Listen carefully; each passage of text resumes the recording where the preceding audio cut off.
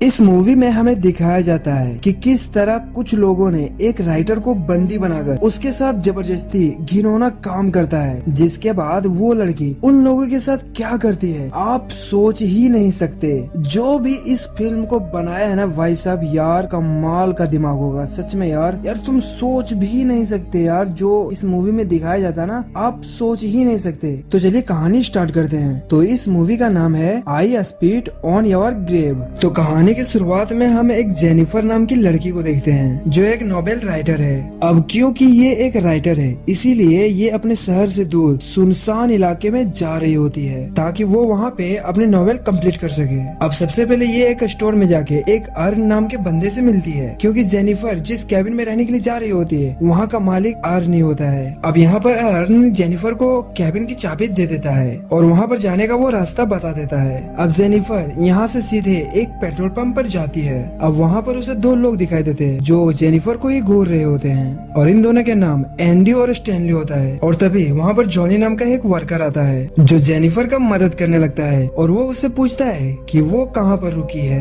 Jennifer उससे कहती है कि वो यहीं पास में एक कैबिन में रहने वाली है। यहाँ पर इन लोगों के बीच में और भी बातें होती है। खैर जेनिफर इनके पैसे देकर यहाँ से निकल जाती है और वो अपने कैबिन में पहुँच जाती है और ये कैबिन जंगल के बीचों बीच था। अब वो वहाँ पर जाने के बाद अपनी राइटिंग शुरू कर देती है। अब रात को जेनिफर जब अपने दोस्त से बात कर रही होती है तभी अचानक पीछे से उसे कुछ आवाज सुनाई देता है। इसके बाद वो देखने के लिए जाती है तो वो देखती है कि कमरे का दरवाजा खुला है और जब वो अंदर जाती है तो उसे वहाँ पर बहुत सारे टूल्स और एक जहरीले पाउडर का डिब्बा दिखाई देता है। इसके बाद जेनिफर यहाँ का दरवाजा बंद करके वापस अपने कमरे में आ जाती है और वापस आकर जब वो टाइपिंग करने लगती है तो गलती से उसके कपड़े पर बियर का बोतल गिर जाता है और अब उसे धोने के लिए वो अंदर जाती है और तभी हम देखते हैं कि कोई उसे खिड़की से देख रहा होता है। अब अगली सुबह जेनिफर जॉगिंग कर रही होती है और तभी उसे जंगल के बीच एक छोटा सा पुराना घर दिखाई देता है और जब वो उस घर के अंदर जाती है तो वो देखती है कि वो घर बिल्कुल खाली है। इसके बाद जेनिफर अपने कैबिन में वापस आ जाती है और वो सीधा वॉशरूम में जाती है, लेकिन जब वो टेप ऑन करती है तो उसमें पानी नहीं आ रहा था, इसीलिए वो हेल्प के लिए कॉल करती है। तो इसके अगर मैथ्यू नाम का एक बंदा हेल्प करने के लिए आता है और जब यहाँ का काम हो जाता है तो जेनिफर खुश होकर उसे एक किस करती है और उसका शुक्रिया अदा करती है। लेकिन मैथ्यू थोड़ा बुद्धू टाइप का इंसान होता है और वो शर्मा के कैबिन से बाहर चला जाता है। वहीं शाम को मैथ्यू अपने दोस्तों के साथ फिशिंग के लिए जाता है और मैथ्यू उन लोगों से कहता है कि वो शहर की जो लड़की आई है उसने मेरे गालों पर किस किया। ये सुनकर जॉनी को काफी बुरा लगता है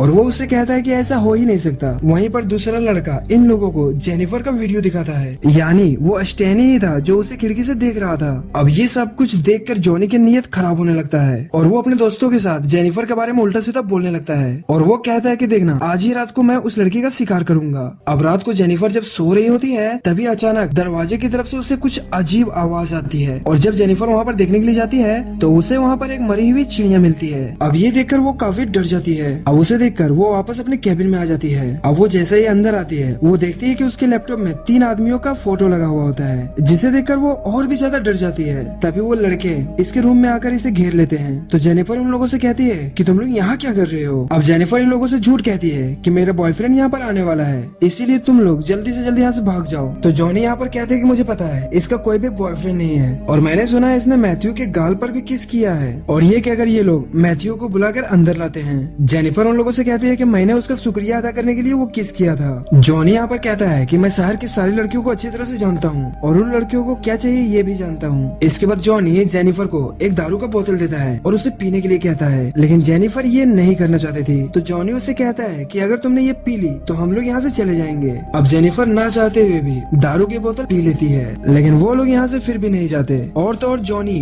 बेसबॉल बैट को उसके मुंह से लगाता है और उसे अपनी दांत दिखाने के लिए कहता है। तो जेनिफर उसे दांत भी दिखाने लगती है। अब यहाँ पर जॉनी उसके दांत को पकड़ के हिलाने लगता है। इसके बाद वो गन निकालकर जेनिफर से कहता है कि इस गन को किस करो और इमेजिन करो कि मैं ही तुम्हारा बॉयफ्रेंड हूँ। और वो अपनी गन को जेनिफर से किस करवाता है, फिर उसके मुंह में वो गन डालकर हिलाने लगता है। वहीं पर मैथ्यू ये सब देखकर उसे अच्छा नहीं लग रहा था, इसीलिए वो अपना चेहरा दूसरी साइड घुमा लेता है। इसके बाद एंडी जेनिफर के मुंह में एक बोतल डालता है और उसे फोड़ने ही वाला होता है। तभी जेनिफर उसे धक्का देकर गिरा देती है और अपनी बैग से स्प्रे निकालकर उसकी आंखों में डाल देती है और यहाँ से भागने लगती है। अब भागते भागते सुबह भी हो जाती है और रास्ते में ऐसे दो लोग मिलते हैं जिसमें से एक अर्न भी था जिसने जेनिफर को चाबी दी थी। अब यहाँ पर जेनिफर इन लोगों से सारी बातें बताने लगती है। तभी दूसरा बंदा कहता है कि मैं एक शरीफ हूँ यानी पुलिस वाला, और तुम बिल्कुल भी चिंता मत करो। इसके बाद शरीफ अर्न से कहता है कि तुम जंगल के दूसरी साइड जाओ। वहीं शरीफ जेनिफर को लेकर वापस उसके कैबिन में आ जाता है और अंदर जाकर छानबीन करने लगता है, लेकिन उसे वहाँ पर कोई भी नहीं मिलता।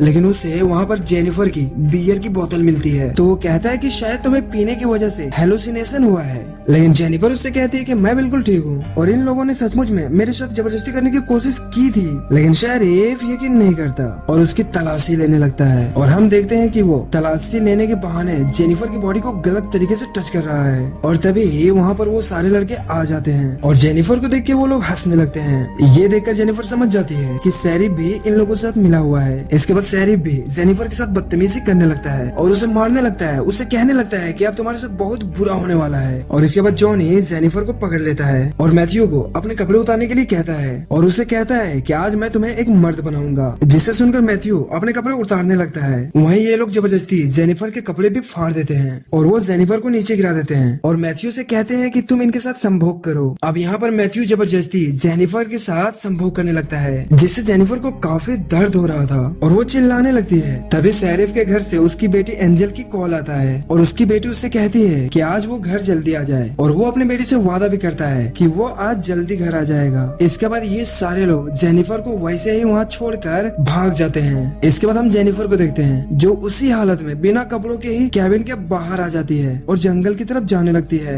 लेकिन कुछ ही दूर वो गई होती है कि फिर से वो सारे कुत्ते लोग आकर जेनिफर को घेर लेते हैं, क्योंकि अभी भी उनका मन नहीं भरा था। इसके बाद वो जेनिफर को फिर से पकड़कर पानी में डुबाने लगते हैं और इस बार शरीफ अपने कपड़े उतारकर जेनिफर के साथ में जबरदस्ती घिनौना काम करने लगता है। और यहाँ पर जेनिफर दर्द के कारण काफी जोर जोर से भी चिल्लाते हैं, लेकिन वो कुत्ते दरिंदे एक एक करके जेनिफर के साथ में संभोग करने लगते हैं और जब उन लोगों का मन भर जाता है तो उसे वैसे ही छोड़ के वहाँ से चले जाते हैं। इसके बाद जेनिफर किसी तरह उठकर वहाँ से जाने लगती है। अब इतना जुल्म सहने के बाद वो पूरी तरीके से पागल हो चुकी थी और जब जेनिफर पुल के पास पहुँचती है तो वो पांचों भेड़िए वहाँ पर फिर से जेनिफर को मारने के लिए आ जाते हैं, लेकिन वो लोग मारे उससे पहले जेनिफर खुद ही पानी में कूद जाती है। जिसके बाद ये लोग पानी में देखते हैं तो जेनिफर कहीं भी नजर नहीं आती और यहाँ पर घंटों तक ये लोग जेनिफर की बॉडी ऊपर आने का वेट करते हैं, लेकिन जेनिफर की बॉडी ऊपर नहीं आती। शरीफ कहता है कि तुम लोगों को जेनिफर पर नजर रखनी होगी और अगर वो यहाँ से भाग निकली तो हम लोग बड़ी मुसीबत में फंस सकते हैं। इसके बाद ये लोग जेनिफर के सारी चीजों को जला देते हैं ताकि कोई भी सबूत न बचे। अब रात को शरीफ अपने घर आता है और वो अपनी बेटी से मिलता है। यहाँ पर उसकी बेटी शरीफ को सरप्राइज देती है कि वो ऑनर्स प्रोग्राम में सिलेक्ट हो गई है। फिर अगले दिन शरीफ अर्न के पास जाता है और उसे उसकी कैबिन की चाबी वापस लौटा देता है। यहाँ पर अर्न शरीफ से पूछता है कि क्या वो लड़की चली गई, जिस पर शरीफ उससे कहता है कि हाँ वो लड़की यहाँ से चली गई। वहीं अगली सीन में हम देखते हैं कि ये सारे लोग अभी भी जेनिफर की बॉडी को ढूंढ रहे होते हैं, लेकिन उन्हें जेनिफर की बॉडी कहीं नहीं मिलती। वहीं मैथ्यू जो जेनी के साथ में अत्याचार किया था ये सब सोच के उसे काफी गिल्टी फील हो रहा था।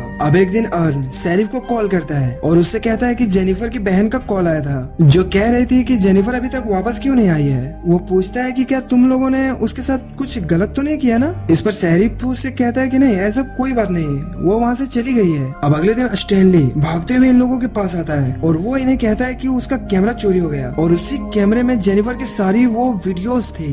अब ये सुनकर जॉनी स्टैनली को पीटने लगता है और कहता है कि अबे तुम्हें वो सब रिकॉर्ड करने की क्या जरूरत थी यार। अब रात को जॉनी जब अपने कमरे में होता है तभी उसे दरवाजे पर कुछ आवाजें आती है और वो जब बाहर जाता है तो उसे दरवाजे पर एक मरी हुई चिड़िया मिलती है, जिसे देखकर वो सोचता है कि शायद उसके दोस्त उसके साथ कुछ प्रैंक कर रहे हैं। लेकिन फिर से उसे वही आवाज सुनाई देती है और वहाँ जाने पर इस बार उसे जेनिफर की एक चप्पल दिखाई देती है और ये देखकर वो काफी ज्यादा घबरा जाता है और तभी उसे झाड़ियों में से एक आवाज आती है और आगे जाने पर उसे मैथ्यू के हाथ के रबर बैंड मिलते हैं, जिसे देखकर इसे लगता है कि ये सब कुछ मैथ्यू ही कर रहा है। अब अगले दिन शरीफ अपने घर आता हुआ दिखता है जहाँ पर उसकी वाइफ उसे गिफ्ट देकर कहती है कि ये तुम्हारे लिए किसी ने भेजा है, पता नहीं कौन, और इसके अंदर एक कैसेट भी है। अब शरीफ उस कैसेट को अपने हाथ में लेकर देखता है तो वो काफी डर जाता है। अब वो उन लड़कों के पास जाता है और उन्हें पीटने लगता है और कहता है कि तुम लोगों को वो वीडियो रिकॉर्डिंग करने की क्या जरूरत थी। और तभी जॉनी कहता है कि कल रात को मुझे भी कोई परेशान कर रहा था और मुझे पता है इन सब के पीछे मैथ्यू का हाथ है, क्योंकि जब से वो मरी है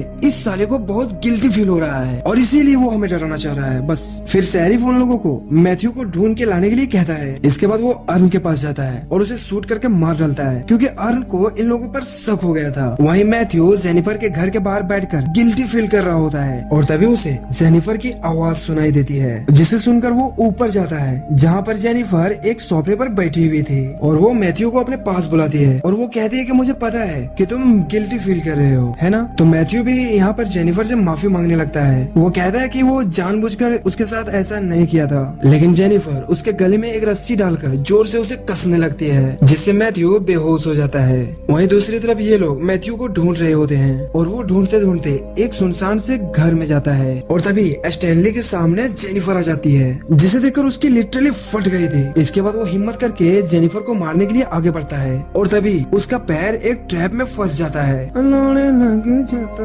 अब वो चिल्लाकर एंडी को बुलाने लगता है और जब एंडी वहाँ पर आता है तभी अचानक उसके पीछे जेनिफर आ जाती है और उस पर अटैक कर देती है और फिर स्टैनली के भी सर पर मार देती है, जिससे वो लोग बेहोश हो जाते हैं। और जब एंडी की आंखें खुलती है तो वो खुद को एक लकड़ी के सहारे एक बाथ टब में बंधा हुआ पाता है। तभी जेनिफर पानी को चालू करके उस बाथ टब को भरने लगती है। इधर स्टैनली को भी उसने एक पेड़ से बांधा हुआ था और वो उसे एक चूहा खिलाते हुए उसका वीडियो बनाने लगती है और उसकी आंखों में फिशिंग हुक लगाकर उसके धागे को एक पेड़ से बांध देती है, जिससे वो अपनी आंख न झपका पाए। इसके बाद वो एंडी के पास जाती है, यानी कि ये दोनों को साथ में मार रही है। अब जेनिफर जैसे ही एंडी के पास में आती है तो एंडी यहाँ पर जेनिफर से माफी मांगने लगता है। तभी वो उससे कहती है कि मैं भी तुम्हारे सामने ऐसे ही गिड़गिड़ा रही थी और तब तुमने मुझे माफ नहीं किया, है ना। और सारे लोग जमकर मेरा फायदा उठाया। इसके बाद वो उसका सर पानी में डुबाकर कहती है कि मैं तुम्हें बहुत बुरी मौत देने वाली हूँ। इसके बाद वो स्टैनली के पास आती है और एक मछली का और उसका पेट फाड़कर उसका मांस निकाल देती है